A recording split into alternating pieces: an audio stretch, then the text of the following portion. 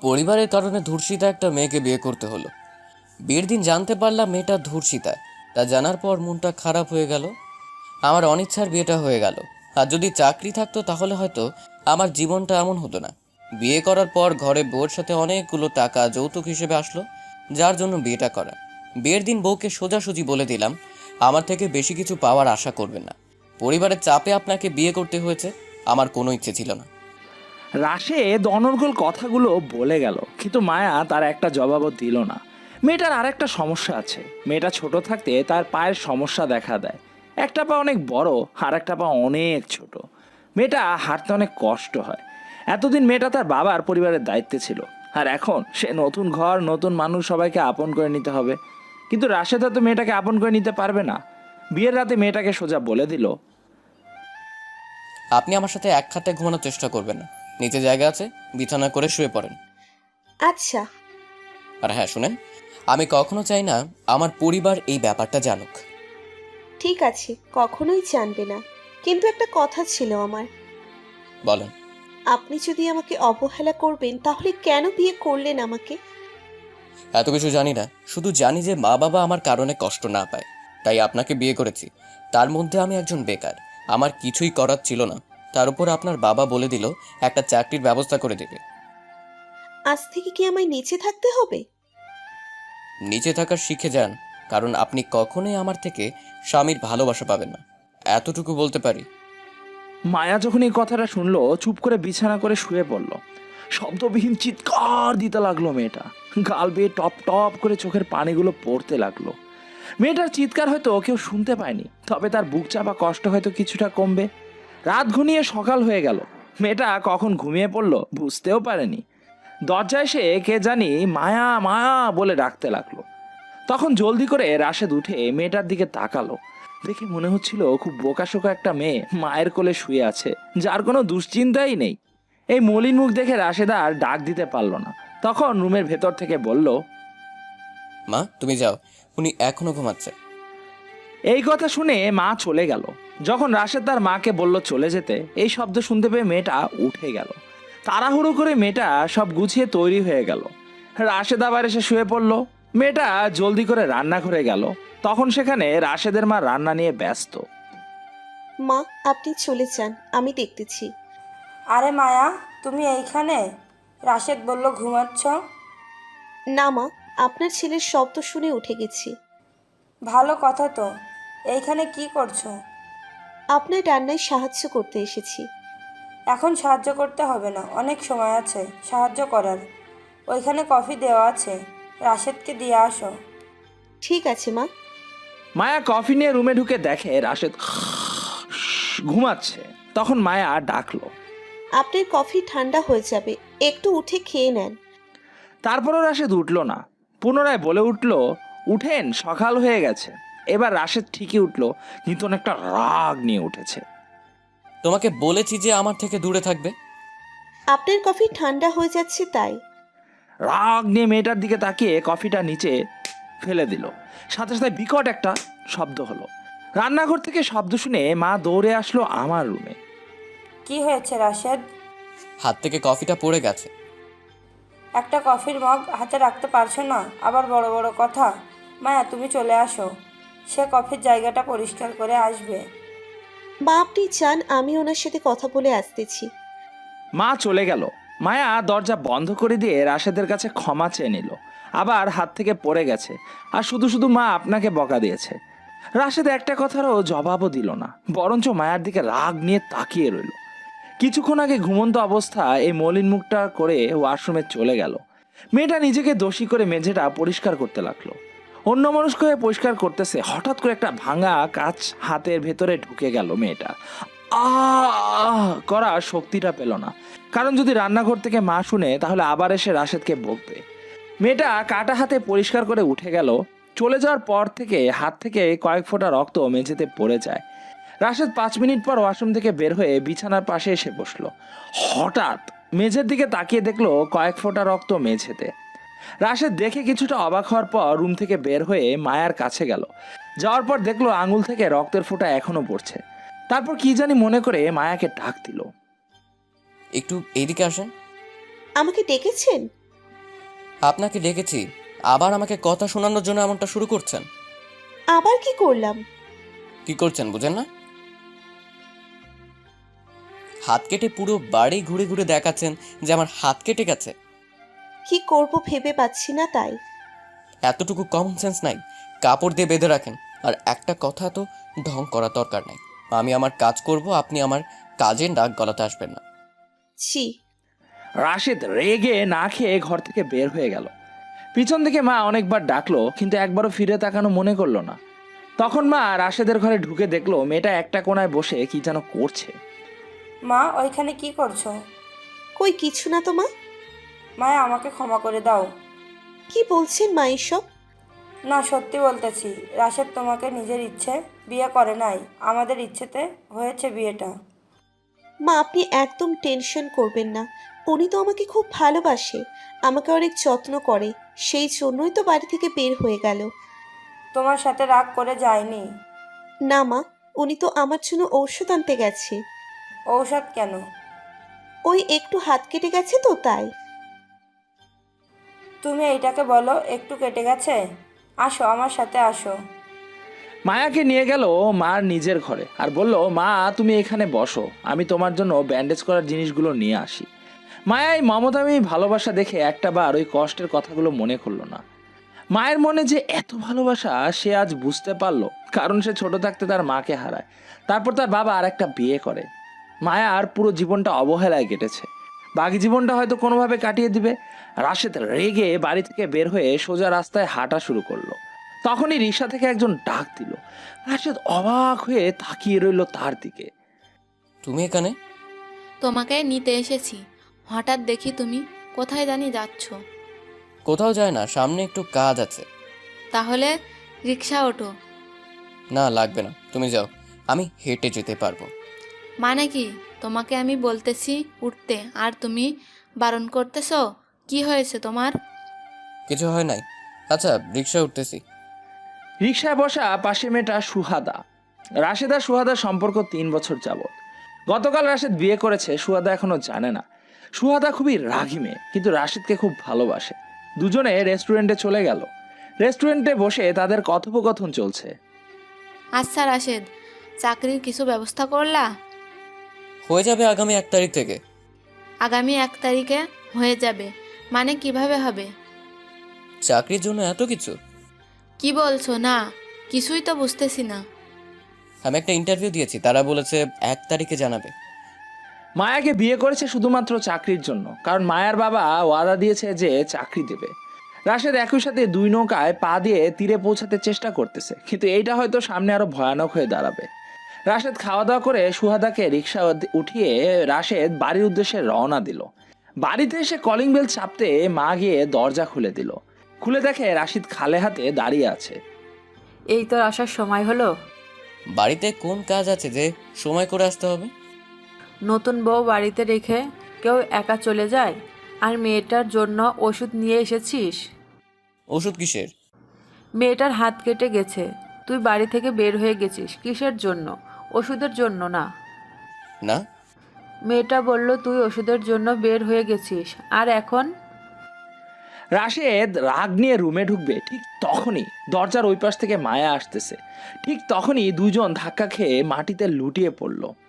রাশেদ নিয়ন্ত্রণ করতে পারে নাই বলে মেয়েটার কপালে রাশেদের ঠোঁটগুলো লেগে যায়। মেয়েটা নিচে পড়ে চুপ করে রইল। রাশেদ আনমনে তাকিয়ে রইল মলিন মুখটার দিকে। রাশেদ আচমকা উঠে গেল, কিন্তু মেয়েটাকে না উঠিয়ে বরঞ্চ দরজাটা বন্ধ করে দিল। মেয়েটা যখন উঠলো, রাশেদ সামনে গিয়ে বলল, কতবার বলেছি যে আমি আপনাকে ভালোবাসতে পারবো না? আপনি কেন মায়ের কাছে বলেছেন যে আপনার জন্য ওষুধ আনতে বাইরে গিয়েছি? মা আপনাকে বকবে তাই বললাম আমার জন্য গেছে। দেখেন, আর একবার বলে দেই, আমার ব্যাপারে নাক গলাতে আসবেন না প্লিজ। আর আমি আপনাকে আপন করে নিতে পারবো না। রাশেদ বলে চলে গেল ছাদে। রাশেদ তার রাগ অভিমান দমকা হওয়ায় লুকানোর চেষ্টা করে ঠিকই, কিন্তু পারে না। ঠিক তখনই রাশেদ আকাশের দিকে তাকিয়ে দেখলো আকাশ মেঘলা হয়ে আছে, যে কোনো মুহূর্তে বৃষ্টি নামতে পারে। রাশেদ তাড়াহুড়ো করে নিচে নেমে গেল। রুমে গিয়ে দরজা বন্ধ করে বিছানার এক কোণায় বসে পড়ল। মায়া রাশেদের দিকে তাকিয়ে বুঝতে পারলো কোনো কারণে ভয় পাচ্ছে রাশেদ। আকাশে আচমকা বিজলি চমকায় রাশেদ ততই ভয় পাচ্ছে। তখন রাশেদ ভয় ভয় কণ্ঠে বলল, আপনি একটু এখানে এসে বসেন। মায়া রাশেদের সাথে বসলো। তখনই আকাশ জোরে শব্দ করলো। রাশেদ ভয়ে মেয়েটাকে জড়িয়ে ধরলো, শক্তভাবে জড়িয়ে ধরলো, ছোট্ট বাচ্চার মতো। মায়া তা দেখে রাশেদকে পছন্দ করে ফেললো। মায়া আনমনে রাশেদের দিকে তাকিয়ে রইল। রাশেদ বারবার জড়িয়ে ধরছে মায়াকে ভয়ে। মায়া উপরের দিকে তাকিয়ে মুচকি একটা হাসি দিয়ে বলল, লাভ ইউ আল্লাহ। মায়া যখন বসে রইল, রাশেদ তখন ভয়ে ঘুমানোর চেষ্টা করতেছে। তখন রাশেদ বলল, প্লিজ আপনি আজ এখানে বসে থাকেন, আমি একটু ঘুমোতে চাই। মায়া মাথা নেড়ে জবাব দিল, ঠিক আছে। রাশেদ ঘুমিয়ে গেল। মায়া রাশেদের দিকে তাকিয়ে রইল, হাতের আঙ্গুলগুলো রাশেদের চুলগুলো ছুঁয়ে দিচ্ছে। ঠিক তখনই মায়া দেখলো রাশেদের মোবাইলে কল আসছে। যখন দেখলো যে মোবাইলে উপরে ভেসে উঠছে লাভ ইউ জান, তা দেখে মায়া স্তব্ধ হয়ে গেল। আপনার প্রেমিকা গতকাল রাতে কল দিয়েছে। রাশেদ তার স্ত্রী থেকে এই কথা শুনে থতমত খেয়ে যায়। কিছুক্ষণ স্তব্ধ থেকে রাগী স্বরে জবাব দিল, আপনাকে বলেছি আমার মোবাইল ধরতে। আমি তো মোবাইল ধরি নাই, আপনি যখন ঘুমিয়ে পড়েছিলেন তখন ওই কলটা আসে। বুঝছি, গতকাল আকাশ বিজলি চমকানোর কারণে আমি একটু ভয় পেয়ে গিয়েছিলাম। আপনার সাথে একটু ভালোভাবে কথা বলেছি, সেটা ভেবে আমার কাছে আসার চিন্তাও করবে না। মায়া চুপ করে রুম থেকে বের হয়ে গেল। মায়ার চোখে টলমল করছে জলে। রাশেদ মোবাইল হাতে নিয়ে সুহাদাকে কল দিল। কল দেওয়ার সাথে সাথে ওই পাশ থেকে, কাল রাত্রে তোমাকে কল দিয়েছি, কোথায় ছিলে? বাড়িতে ছিলাম, মোবাইল সাইলেন্ট করা ছিল। ঠিক আছে, আমি তোমাদের বাড়িতে আসতেছি, তুমি রেডি হও, তোমাকে নিয়ে এক জায়গায় যাব। এই না না। কি না না? রাশেদ ভীত স্বরে বলল, তোমার আসতে হবে না, আমি তৈরি হয়ে রেস্টুরেন্ট চলে এসেছি। এত সকাল সকাল রেস্টুরেন্টে কি করো? নাস্তা করতে এসেছি। আন্টি কি নাস্তা করে না? আমার শরীরটা তেমন ভালো না, তাই। তাহলে আমি কয়েকদিন তোমাদের বাসায় এসে সাহায্য করি আন্টিকে। আরে বললাম তো লাগবে না, বাড়িতে বুয়া আছে। রাশেদ, তোমার কি হয়েছে? এইভাবে কেন কথা বলছো? কিছুই হয় নাই। তুমি না বললে কোথায় যাবা, জলদি আসো। ঠিক আছে। রাশেদ ফোনটা রেখে এক গ্লাস পানি খেয়ে বের হয়ে পড়ল। মায়া কতবার করে বলল খাবারটা অন্তত খেয়ে যান, কিন্তু তার একটা জবাব দেওয়ার সময়টুকু তার কাছে ছিল না। মায়া মন খারাপ করে ঘরের কোনায় বসে থাকা ছাড়া আর কিছুই করার নেই। রাশেদ বের হয়ে যাওয়ার পরই মায়ার বাবা আসে। কলিং বেল বাজতে মায়া মনে করলো হয়তো রাশেদ এসেছে, দৌড়ে গিয়ে দরজাটা খুলে দেয়। দরজা খুলে দেখে বাবা এসেছে। মায়ার মুখে কৃত্রিম একটা হাসি বিরাজ করে। এতটা সুন্দর দেখাচ্ছিল হাসির জন্য, কিন্তু মায়ের কপালটাই খারাপ। এত সুন্দর হাসি হয়তো রাশেদকে দেখানোর সৌভাগ্য হয় নাই। বাবা এসেছে, অনেকটা কষ্ট দূর হয়ে যায় মায়ার। রাশেদের আম্মু যখন দেখলো বেয়াই সাহেব এসেছে, তা দেখে একটু বিচলিত হয়ে যায়। কারণ তার ছেলে যে বাসায় নেই, যদি মায়া বলে দেয় তার বাবাকে যে রাশেদ তাকে কষ্ট দেয়, রাশেদের আম্মু বেয়ার নিকটে গিয়ে, বেয়ান সাহেব কেমন আছেন? আলহামদুলিল্লাহ ভালো আছি, মেয়েকে দেখে আরও ভালো হয়ে গেছি। আপনি কেমন আছেন? আপনাদের দোয়ায় আল্লাহ রাখছে ভালো। জামাই বাবাজি কোথায়, দেখি না যে। মায়া ভিজে স্বরে বলল, বাবা, ওনার তো অনেক কাজ, হয়তো সেটাই করতে গিয়েছে। জামাই বাবাজির আবার কিসের কাজ? এখনও তো চাকরিতে যোগদান করে নাই। বাবা, তুমিও না কিছুই বোঝো না। ওনার বন্ধু বান্ধব আছে, তাদেরকে দাওয়াত দিবে বাসায় আসার জন্য। হুটহাট করে বিয়েটা হয়ে গেছে, কেউ তো জানেই না।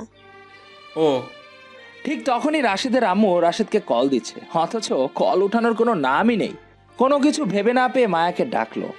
মায়ের হাত জোর করে বলল, মা, তুমি আজকে তোমার বাবার থেকে অনেক কথা লুকিয়েছো। তোমার কাছে আমি সারা জীবন কৃতজ্ঞ থাকব। আর একটা সাহায্য করবা প্লিজ? মা, কি বলছেন এইসব? এইটা আমার দায়িত্ব। আপনি আমার মায়ের মতো, আমি আপনার মেয়ে। আপনি অনুরোধ করবেন না, শুধু আদেশ দেবেন। মায়ের কথা শুনে মায়ের চোখ টলমল করছে চোখের পানি। মায়া কাপড়ের আঁচল দিয়ে মায়ের চোখের পানি মুছে দেয়। মা, বলেন কি করতে হবে? তুমি একটু রাসেলকে কল দিয়ে দেখো। আচ্ছা, আপনি চিন্তা করবেন না। মায়া তার রুমে গিয়ে মোবাইল হাতে নিয়ে ভয়ে ভয়ে কলটা দিল। রাশেদ অপরিচিত নাম্বার থেকে কল পেয়ে কলটা উঠিয়ে, হ্যালো, কে? আমি আমি কে? মায়া। মায়া কে? মানে আমি আপনার স্ত্রী। ও সরি, আমি চিনতে পারিনি, কারণ আপনার নাম আমি জানি না। আচ্ছা, কল দিয়েছেন কেন? বাবা এসেছে, আপনাকে না দেখে জিজ্ঞেস করেছে আপনি কোথায়। তো আমি কি করব? বাবা হয়তো কোনো কাজেই এসেছে, আপনার চাকরির ব্যাপারে কিছু বলার জন্য। আপনি সামনে থাকলে ভালো হতো। আচ্ছা দেখি, জলদি আসার চেষ্টা করব। মায়া কল কেটে মায়ের কাছে গেলেন, মুখের মধ্যে উৎফুল্ল আর একটা হাসি নিয়ে। মায়ের হাসির কারণ হচ্ছে রাশেদ। রাশেদ ইচ্ছা কিংবা অনিচ্ছায় হোক কথা তো বলেছে মায়ের সাথে, তাতে মেয়েটার মুখে হাজার রকমের আনন্দ বিরাজ করছে। মায়ের একটা ইচ্ছে, সারাদিনে 2বার কথা বলুক, সেটা হোক না রাগী স্বরে। ভালোবাসার সুবাস খুঁজে পাওয়ার দায়িত্বটা না হয় আমার। মা রান্নাঘরে রান্না করছে, তখন মায়া গিয়ে, মা, উনি আমার সাথে কথা বলেছে। উনি বলেছে আসবে একটু পর। সত্যি? মাথা নিচু করে লজ্জার স্বরে, জি মা। মা, দেখবে একদিন রাশেদ তোমার অনেক ভালোবাসবে, আর না বেসে যাবে কোথায়, এমন একটা মিষ্টি মেয়ে। মায়া মাথা নিচু করে মুচকি একটা হাসি দিয়ে বাবার কাছে চলে গেল। বাবা একা বসে আছে, গিয়ে তারা দুজনে গল্প করা শুরু করলো। বাবা মেয়েটাকে কাছে পেয়ে কপালে একটা চুমু দিয়ে বলল, মা একটা কথা বলি, জি বাবা। তোর এখানে কোনো সমস্যা হয়? বাবা, আমাকে দেখে কি তা মনে হয়? দেখো আমি কতটা হাসি খুশি ভাবে আছি। মা আমি সবসময় দোয়া করি সারা জীবন এভাবেই হাসি খুশি যেন থাকতে পারিস। হঠাৎ কলিং বেলের শব্দ মায়ার কানে ভেসে আসে। মায়া তা শুনে জলদি করে বাবাকে ছেড়ে দরজার সামনে যায়। হয়তো রাশেদ এসেছে। দরজা খুলে দেখে একটা ছেলে। ছেলেটা অবাক হয়ে জিজ্ঞেস করলো, কে আপনি? মায়া। এই বাড়িতে আপনি? আন্টি কোথায়? মা রান্নাঘরে। কি বললেন? বলছি মা রান্নাঘরে রান্না করে। আপনি রুমে আসেন, আমি মাকে ডেকে দিচ্ছি। ছেলেটা রুমে এসে বসলো। মায়া মাকে ডেকে নিয়ে এলো। মা দেখে বলল, কি রে সৃজন, তুই হঠাৎ? আন্টি এটা কিন্তু ঠিক না। কি? রাশেদ ও কখনো বলল না, আর আপনিও তো কখনো বললেন না আমাদের ছোট বোন আছে। কিভাবে বলবো? তোমাদের ছোট বোন তো কিছুদিন হয়েছে, তোমাদের বোন হয়েছে। কি বললেন আন্টি? সব মাথার উপর দিয়ে গেল। এটা রাশেদের স্ত্রী। কি উনি আমাদের ভাবি? হুম। মাশাল্লাহ, ভাবি কত সুন্দর, কিন্তু এইটা বেইমানি হয়ে গেল। রাশেদ বলে নাই, আপনিও তো বলতে পারতেন। বাবা হঠাৎ করে সব কিছু হয়ে গেছে, সবাইকে একদিন দাওয়াত দিব। আচ্ছা আন্টি, আমি তাহলে যাই, পরে কথা হবে। সৃজন চলে যাওয়ার পর দরজা বন্ধ করে দিয়ে মায়া সোজা রান্নাঘরে চলে গেল মাকে সাহায্য করার জন্য। সৃজন রুম থেকে বের হয়ে পথে তার পরিচিত যাকে পাচ্ছে তাকে বলে বেড়াচ্ছে রাশেদ বিয়ে করেছে। অন্য দিক দিয়ে রাশেদ আর সুহাদা রেস্টুরেন্টে বসে কফি খাচ্ছে। রাশেদ সকালের কথা মনে করে বলল, সকালে কি জানি বললো কোথায় নিয়ে যাবে। আজকে বাবার সাথে তোমাকে পরিচয় করাবো। হঠাৎ? বাবাকে অনেক আগে বলে রেখেছি। কিন্তু আজকে দেখা করতে পারবো না। কেন? বাড়িতে অনেক কাজ আছে, আমাকে একটু পর চলে যেতে হবে। বাবাকে আমি কি বলবো? কিছু একটা বলে দিও প্লিজ। হঠাৎ সৃজন দেখলো রাশেদ রেস্টুরেন্টে বসা। রেস্টুরেন্টে ঢুকে, কিরে শালা, তুই তো লোকানোর জন্য ওস্তাদ হয়ে গেলি। সুহাদা অবাক হয়ে তাকিয়ে রইল সৃজনের দিকে। তারা সবাই ক্লাসমেট। সৃজনকে সুহাদা আগে থেকেই চেনে। সৃজনের কথা আগামাথা কিছু বুঝে নাই বিধায় সুহাদা বলল, কি রে, কি লুকিয়ে আসিস? তুই যাস না। না। তুই বেস্ট ফ্রেন্ড, তোকে বলে নাই? তাহলে সেখানে তো আমরা কিছুই না। রাশেদ আর সুহাদা যে সম্পর্কে আছে সেটা কেউই জানতো তাদের বন্ধুদের মধ্যে। সবাই জানে তারা খুব ভালো বন্ধু। তাই সৃজন বন্ধু মনে করে বলল, শালাই তো কাজের কাজটা করে ফেলেছে। কি করছে? ঘরে এত সুন্দর একটা বউ নিয়ে এসেছে, আর আমাদেরকে জানানো মনেই করেনি। এই কথা শুনে রাশেদ বসা থেকে দাঁড়িয়ে যায়। রাশেদ ভেবেছিল হয়তো সৃজন অন্য কিছু বলবে, কিন্তু সৃজন জানলো কি করে? সুহাদা রাশেদের দিকে তাকিয়ে নাক ফুলে রাগী স্বরে, রাশেদ, সৃজন যা বলছে তা কি সত্য? আমার ইচ্ছায় হয় নাই বিয়েটা। কিছুদিন যাওয়ার পর ওরে ডিভোর্স দিয়ে দিব। আমি ঠিকমতো নাম জানি। কথাটা শেষ করতে না করতেই ঠাস!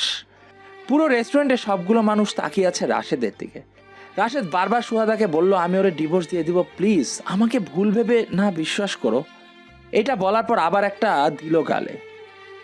তুই আর কখনো আমাকে কল দিবি না। সুহাদা? সুহাদা রেস্টুরেন্ট থেকে সোজা বের হয়ে গেল। সৃজন চুপ করে দাঁড়িয়ে বলল, বন্ধু, আমি জানতাম না তোরা দুজন সম্পর্কে আছিস। সমস্যা নাই, এটা হওয়ার বাকি ছিল। আজ না কাল সুহাদা জানতে পারতো। পুরো রেস্টুরেন্টের ভিতরে অনেকগুলো মানুষের সামনে সুহাদা রাশেদকে থাপ্পড় দিল। সুহাদা থাপ্পড় দিয়ে সাথে সাথে বের হয়ে গেল। রাশেদ মাথা নিচু করে রেস্টুরেন্ট থেকে চলে আসলো।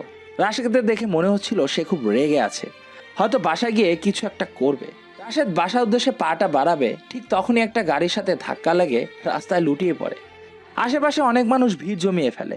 কয়েকজন মোবাইল হাতে নিয়ে সরাসরি ফেসবুকে চলে গেল, অথচ রাশেদকে কেউ বাঁচানোর চেষ্টাটুকু করলো না।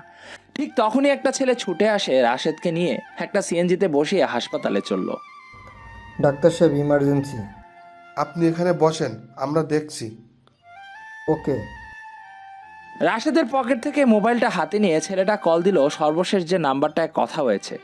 যখনই রাশেদের মোবাইলটা থেকে কল আসে মায়ার কাছে, তা দেখে মায়া কৃত্রিম একটা হাসি দিয়ে বলল, কোথায় আপনি? উনি এখন হাসপাতালে আছে। ছেলেটা হাসপাতালের নাম বলে কলটা কেটে দেয়। মায়া এটা শুনে দৌড়ে মায়ের কাছে গেল আর কাঁদো কাঁদো স্বরে বলল, মা, ওনার নাকি অ্যাক্সিডেন্ট হয়েছে। কি বলো? মায়া আর রাশেদের মা রওনা দিবে, ঠিক তখনই মায়ের বাবা বলল, কি হয়েছে? মায়ের মা জবাবে বলল, রাশেদের অ্যাক্সিডেন্ট হয়েছে। তারা তিনজন হসপিটালে চলে গেল, গিয়ে দেখে রাশেদকে ইমার্জেন্সিতে রাখা হয়েছে। একটা ছেলের হাতে রাশেদের মোবাইলটা ঠিকমতো চেহারা দেখা যাচ্ছে না। ছেলেটা যখনই মাথাটা উঁচু করলো, ঠিক তখনই মায়া অবাক হয়ে তাকিয়ে রইল। মায়া যাকে দেখে স্তব্ধ হয়ে যায়, সেই ছেলে আর কেউ না, মায়ার এক্স। মায়া ধর্ষণের শিকার হয়েছে শুধু শিমুলের জন্য। মায়া শিমুলকে দেখে কিছুটা বিস্মিত হয়, তার চেয়ে বেশি ঘৃণা হচ্ছে তার মুখটা দেখে, কারণ সে ওই দিনের কথা কোনোদিন ভুলতে পারবে না। ডাক্তার সাহেব যখন বের হয়, তখন দৌড়ে গিয়ে মায়া জিজ্ঞাসা করে, উনি এখন কেমন আছে? আলহামদুলিল্লাহ ভালো আছে, কিন্তু সে এখন ঘুমাচ্ছে। ওনাকে কেউ বিরক্ত করার চেষ্টা করবেন না। ধন্যবাদ ডাক্তার সাহেব। ধন্যবাদটা আমাকে পরে দিলে হবে। ওইখানে বসে থাকা লোকটার জন্য হয়তো আজ উনি বেঁচে আছে। মায়া ডাক্তারের মুখে যখন শুনতে পারে যে শিমুলের জন্য আজ মায়ের স্বামী বেঁচে আছে, সে কাঁদো স্বরে শিমুলের কাছে যায়। শিমুল তা দেখে বসা থেকে উঠে দাঁড়ায়। ধন্যবাদ শিমুল, তুমি যদি আজ না থাকতে তাহলে হয়তো। টেনশন করো না, ইনশাল্লাহ সব ঠিক হয়ে যাবে। ঠিক তখনই পিছন থেকে রাশেদের মা শুনে শিমুলের কাছে যায় আর বলল, বাবা, তোমাকে আল্লাহ বাঁচিয়ে রাখুক। তোমার মতো ভালো মানুষ আদৌ হয়তো পৃথিবীতে খুব কম আছে। বাবা, তোমরা কি একে অপরকে চেনো? এই প্রশ্ন শুনে দুজনেই বিচলিত হয়ে যায়। শিমুল মাথাটা নিচু করে নিশ্চুপ হয়ে দাঁড়িয়ে রইল। মায়া বলে উঠল, মা, ওর নাম শিমুল, সে আমার কলেজের বন্ধু। ও তাই? তাহলে তো ভালোই হলো। বাবা, একদিন সময় করে আমাদের বাসায় এসো। ঠিক আছে আন্টি। মা চলে যাওয়ার পর মায়া এক নজরে তাকিয়ে রইল শিমুলের দিকে। শিমুলের মুখে কোনো জবাব নেই, চুপ করে আছে, কারণ শিমুল জানে মায়া তাকে কোনোদিন ক্ষমা করবে না। রাশেদ ঘুমাচ্ছে, যে যার মতো বসে আছে। মায়া বসে আছে শিমুলের সাথে, দুজনে শব্দবিহীন হাজারো কথা বলে যাচ্ছে। হয়তো কারো সাহস হচ্ছে না কিভাবে শুরুটা করবে। মায়া সহ্য করতে না পেরে বলল, তুমি যদি ওই দিন সময় মতো আসতে তাহলে হয়তো আমাকে আজ এতটা অবহেলা সহ্য করতে হতো না। মায়া, সত্যি বলছি, আমি ওই দিন এসেছিলাম কিন্তু তোমাকে দেখতে পাই নাই, তাই বারবার কল দিলাম। ভাবলাম হয়তো দেরি করে আসার জন্য রাগ করে মোবাইল বন্ধ করে চলে গেছো। তুমি যদি একটু আগে আসতা তাহলে হয়তো ওই জানোয়ারগুলা থেকে আমি রেহাই পেতাম। সেদিন খুব একা মনে হয়েছিল যখন আমাকে গাড়িতে করে কোনো এক অপরিচিত একটা জায়গায় নিয়ে যায়। চিৎকার করারও সময়টুকু পাই নাই, খুব অসহায় মনে হচ্ছিল তখন। তারা আমাকে নির্যাতন করে চলে যাবে, ঠিক ওই সময় একজন বলে উঠল, ভাই, মেয়েটা বেঁচে থাকলে হয়তো আমাদের জন্য খুব খারাপ, এর চেয়ে ভালো মেরে ফেলি। এই কথাটা কান অব্দি যখন পৌঁছই তখন বারবার প্রত্যেক কথা মনে পড়ছিল। তাদের পা ধরে আমার জীবন ভিক্ষা চেয়েছি, তারপর তারা ওই জায়গায় আমাকে রেখে চলে যায়। সবাই হয়তো বর্ষণের শিকার হওয়ার পরপর মরে যেতে ইচ্ছে করে, কিন্তু আমি শুধু একবার বেঁচে থাকতে চেয়েছি। সবাই হয়তো ধর্ষণের শিকার হওয়ার পরপর মরে যেতে ইচ্ছে করে, কিন্তু আমি শুধু একবার বেঁচে থাকতে চেয়েছি। শুনতে চেয়েছি সমাজের কটূক্তি কথা, কিন্তু দিন শেষে বুঝতে পারলাম সমাজের কটূক্তি কথা শুনেও বেঁচে থাকা যায়, যদি বেঁচে থাকার আকাঙ্ক্ষা থাকে। আমি আমার জন্য বাঁচতে চেয়েছি, সমাজের জন্য নয়। পৃথিবীটা অনেক বড়, মানুষ চাইলে অনেক জায়গা অনেকভাবে জীবনযাপন করতে পারে যদি তার ভেতরে বেঁচে থাকার আকাঙ্ক্ষা থাকে। আজকে আমি স্বামীর কাছে অবহেলিত, যেদিন আমি স্বামীর কাছে ভালোবাসা পাবো সেদিন সমাজের হাজারো মানুষের কথা কানে নেওয়ার সময়টুকু থাকবে না আমার। এই অবহেলিত শব্দটা আমরা নিজেরাই গড়াই, চাইলে মুছে ফেলতে পারি, শুধু তার জন্য মানুষের প্রতি ভালোবাসা সৃষ্টি করতে হবে। মায়া, তুমি হয়তো আমাকে কোনোদিন ক্ষমা করতে পারবে না। আমি সত্যিই খুব লজ্জিত। শিমুল, তোমার জন্য আমি সব সময় অপেক্ষা করতাম, এইটা সত্য, কিন্তু তুমি আমাকে উপেক্ষা করতা। কে বলেছে আমি তোমাকে ক্ষমা করব না? আমি মন থেকে তোমাকে ক্ষমা করে দিয়েছি, কারণ তুমি আমার এই মনে ঘৃণাকারী একজন মানুষ ছিলা। কিন্তু এখন এই মনে আমার স্বামী থাকে। আজ তুমি তাকে বাঁচিয়ে আমার ভালোবাসাকে রক্ষা করলে, তোমাকে আমি ক্ষমা করে দিয়েছি। সত্যি বলতেছো? হুম। শিমুল কৃত্রিম একটা হাসি দিয়ে মুখ সরিয়ে নেয়। শিমুলের একটা জরুরি কাজ থাকাতে জলদি করে চলে গেল। যাওয়ার আগে বলে গেল ইনশাল্লাহ আবার দেখা হবে। মায়া তার স্বামীর সাথে দেখা করতে চলে যায়। মায়া রাশেদের পাশে বসা।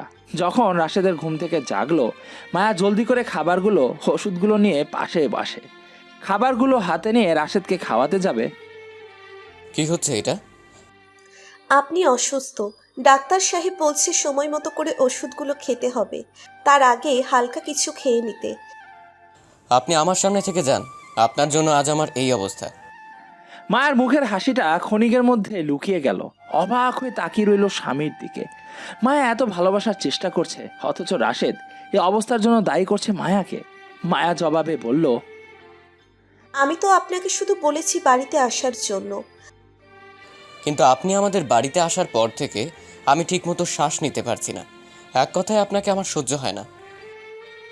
আপনি যেইভাবে বলবেন আমি সেইভাবে চলবো। এখন হালকা কিছু খেয়ে নেন প্লিজ। আপনি আমার চোখের সামনে থেকে চলে যান। আর হ্যাঁ, আপনাকে আমি লাস্ট বার বলে দিচ্ছি, আমি সুহাদাকে ভালোবাসি, সুহাদাকে বিয়ে করব।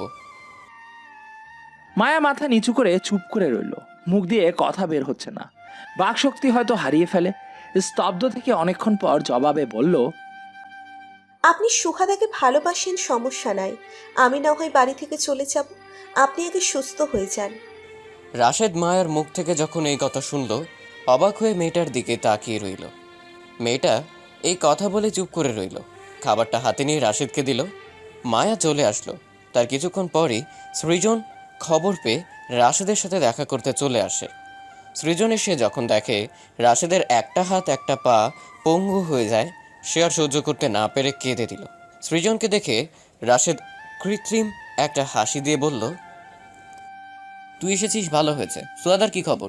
মেয়েটা হয়তো রাগ করে চলে গেছে। আমাকে হয়তো অনেকবার কল দিয়েছে, কিন্তু আমার মোবাইল তো আর আমার পাশে ছিল না, তাই কলটা উঠাতে পারি নাই। তুই এখনো ছোয়াদাকে নিয়ে পড়ে আছিস। এত সুন্দর একটা বউ থাকতে তুই বারবার ছোয়াদা ছোয়াদা করছিস, তোর একটুও খারাপ লাগে না? না, লাগে না, কারণ আমি ওনাকে ভালোবাসি না। ভালোবাসতে হয় না, সেটা ধীরে ধীরে হয়ে যায়, তুই চেষ্টা কর। কি আবল তাবল বলছিস? সুহাদাকে ছেড়ে আমি কাউকে ভালোবাসতে পারবো না। ছোয়াদা তো আর তোকে ভালোবাসে না। মেজাজ খারাপ করিস না অযথা কথা বলে। বিশ্বাস হচ্ছে না? তাহলে আমার মোবাইল দিয়ে কল দে ছোয়াদাকে। সৃজন থেকে মোবাইলটা নিয়ে সুহাদাকে কল দিতে সুহাদা, কিরে সৃজন, তোরে কতবার বলেছি ওই বেইমানের জন্য তুই আমাকে কল দিবি না, আর একবার কল দিলে খুব খারাপ হবে। আমি রাশেদ। তুমি আমাকে কল দিছো কেন? ওই নাম্বারে ব্লক দেওয়াতে সৃজন নাম্বার কল দিয়েছে।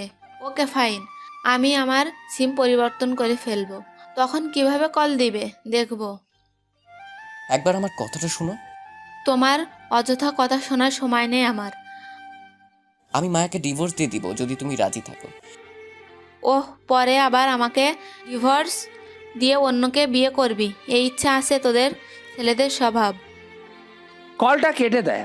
সাথে সাথে সৃজন নাম্বার ব্লক লিস্টে ফেলে দেয়। রাশেদ বারবার কল দেয়, অথচ কল ওঠানোর কোনো নামই নিচ্ছে না। অন্যদিক দিয়ে মায়া বাহির থেকে সব শুনতে পায়। চোখগুলো লাল হয়ে আছে, পানিতে টলমল করছে।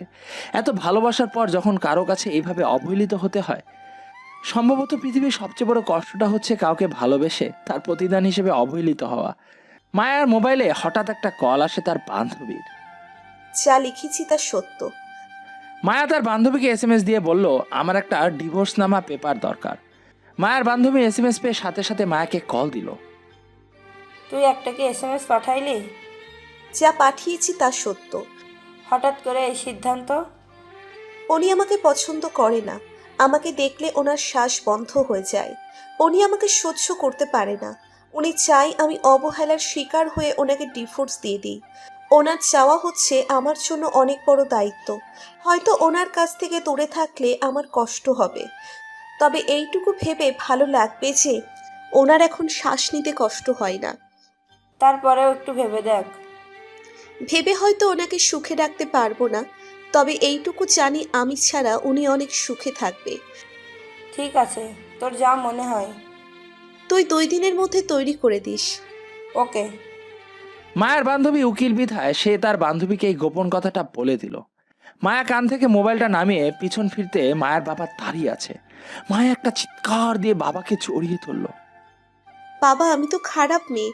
আমি আদতেও কেন বেঁচে আছি? আমার উচিত ছিল সেই দিনই মরে যাওয়া। এমন কথা বলে না মা। বাবা, আজ বুঝতে পারছি পৃথিবীতে অবহেলা কষ্ট সহ্য করা যায় না। যাকে হাজার গুণ ভালোবাসার পর তার প্রতিদানে শুধু অবহেলা আর ঘৃণা পেতে হয়, সেই জীবনে বেঁচে থাকা মানে কাঠপুতুল হয়ে বেঁচে থাকা। মা এসব নিয়ে একদম টেনশন করিস না। ওপরওয়ালা যা করে ভালোর জন্যই করে। তুই ধৈর্য ধর, হয়তো আল্লাহ তোর জন্য এর চেয়ে ভালো কিছু রেখেছে। সৃজন দেখলো ভাবি তার বাবাকে জড়িয়ে ধরে কান্না করছে। সৃজনকে দেখে মায়া সাথে সাথে স্বাভাবিক হয়ে গেল। ভাইয়া চলে যাচ্ছেন? না, একটু এইদিকে আসেন, আপনার সাথে কথা আছে। মায়া বাবাকে পাশ কাটিয়ে সৃজনকে কি জানি বলবে তা শুনতে চায়। দেখেন ভাবি, আমি অনেক বোঝানোর চেষ্টা করলাম, কিন্তু কিছুই হলো না। ভাবি কিছু মনে করবেন না। আপনাকে একটা কথা বলি, এই রাশেদ অনেক কাঁদতে হবে যখন আপনার মতো এমন একটা মিষ্টি মেয়ে হারাবে। ভাইয়া, তকদির বলে কথা আছে। যদি তকদিরে আমার ভালো কিছু থাকে তাহলে অবশ্যই ভালো হবে। ওনার অবহেলা আমার চোখে ভালোবাসা ছিল, এই ভেবে যে উনি আমার সাথে কথা বলে। কিন্তু উনি যেহেতু চায় না, তাহলে ওনাকে আর কখনো বিরক্ত করব না। সুস্থ হয়ে উঠুক। ভাবি যা করবেন একটু ভেবেচিন্তে করেন। রাশেদকে একটা শিক্ষা দেওয়ার দরকার, আর সেটা আমি আপনার কাছ থেকে আশা করি। এই বলে সৃজন চলে গেল। মায়া সৃজনের চলে যাওয়ার পিছন থেকে দেখছে আর ভাবছে, উনি আমাকে অল্প দিনে চিনল, আমাকে নিয়ে এত ভাবলো, আর আমার স্বামী আমাকে সহ্য করতে পারে না। কাপড়ে আঁচল দিয়ে এলো। রাশেদের কেবিনে গিয়ে দেখে রাশেদ চুপ করে মুখ ঘুরে আছে। মায়া গিয়ে বলল, আপনার শরীরটা এখন কেমন? রাশেদ মুখ ফিরানোর সাথে সাথে মায়া নজরবন্দি করলো, দেখলো রাশেদের চোখে পানি টলমল করছে। রাশেদ চুপ করে জবাবে বলল, এখন মোটামুটি ভালোই লাগছে। আপনি কিছু খাবেন? না, আপনাকে একটা কথা বলি। জি বলেন। আমি আপনাকে এত অবহেলা করি, একটু কষ্ট হয় না আপনার? আপনি আমাকে অবহেলা করেন কিংবা ঘৃণা করেন, যখন কথা বলেন তখন আমি আমার প্রাপ্তি আমি পেয়ে যাই। কি প্রাপ্তি? আপনি আমার সাথে কথা বলেন, সেটা আমার কাছে অনেক কিছু। এত অবহেলার পরও এত স্বাভাবিক থাকেন কি করে? অভ্যেস হয়ে গেছে। কিন্তু আমি যে থাকতে পারছি না, আমার খুব কষ্ট হচ্ছে সুয়াদার অবহেলা সহ্য করতে পারছি না। আমি কি তাহলে সুহাদের সাথে কথা বলবো? এই কথা শুনে রাশেদ আচমকা মায়ার দিকে তাকিয়ে রইল। তার মলিন মুখখানি দেখতে লাগলো। নিজের স্বামীর খুশির জন্য যে মেয়ে নিজে জীবিত থেকে অন্য মেয়েকে দিয়ে দিবে, সে মেয়েকে এতটা অবহেলা করা আমার ঠিক হয়নি। রাশেদ নিজেকে খুব অপরাধী মনে করছে। রাশেদ 2 দিন পর সুস্থ হয়ে বাড়ির উদ্দেশ্যে রওনা দিল, কিন্তু আজ পাশে মায়া নেই। বাসায় গিয়ে রাশেদ পুরো বাড়ি ঘুরে দেখলো মায়া নেই। রাশেদ কিছুক্ষণ স্তব্ধ থেকে মাকে বলল, মায়াকে কোথাও দেখছি না। মা রাশেদের রুমে গিয়ে একটা খাম নিয়ে এসে তার হাতে দিল। রাশেদ খাম দেখে একটু বিস্মিত হলো। খাম খুলে দেখে ডিভোর্স পেপার। রাশেদের চোখ লালটা হয়ে আসছে। হয়তো এই কিছুদিনে মেয়েটাকে অবহেলার নাম থেকে দূর করে ভালোবাসার নামে আখ্যায়িত করেছিল। রাশেদ তার ইঞ্জুরি নিয়ে রওনা দিল মায়ার বাসায়। মায়ের বাসায় গিয়ে দেখে মায়া তার রুমে বসে আছে। রাশেদ আশেপাশে তাকিয়ে দেখে কেউ নেই। জলদি করে মায়ার রুমে ঢুকে গেল। মায়া রাশেদকে দেখে, আপনি এইখানে? আমি এখানে মানে? অন্য কেউ কি আসার কথা? আপনি অসুস্থ শরীর নিয়ে? মুখটা চেপে ধরল রাশেদ। মেয়েটা তার মলিন মুখটা নিয়ে রাশেদের দিকে তাকিয়ে রইল। রাশেদ তৎক্ষণাৎ বলে উঠল, প্লিজ এইভাবে তাকিয়ে থাকবে না, কেমন জানি লাগে। আপনি আমাকে হাসপাতালে রেখে চলে আসলেন কেন? কাকে ভালোবাসলে কি তাকে বিপদে রেখে চলে আসে? আপনার এই ভালোবাসা, কিছু বলছেন না কেন? কিছু বলেন। মায়ার মুখে চাপ দিয়ে রেখেছে। মায়া জবাবদিহি করার কোনো সুযোগই পাচ্ছে না। হঠাৎ রাশেদ হাত ছেড়ে বলল, সরি, আমি তো সেজন্য বলি, কথা বলেন না কেন? মায়া জবাবে বলল, আপনি আমার মুখ দেখলে নাকি শ্বাস বন্ধ হয়ে যায়, তাই চলে এসেছি। আপনি দেখি রাগ ভালোই বুঝেন। একটা কথা বলার জন্য এসেছি। কি? আপনি কি আমার তুমি হবেন? বুঝেছি, আপনি আমার উপর রেগে আছেন।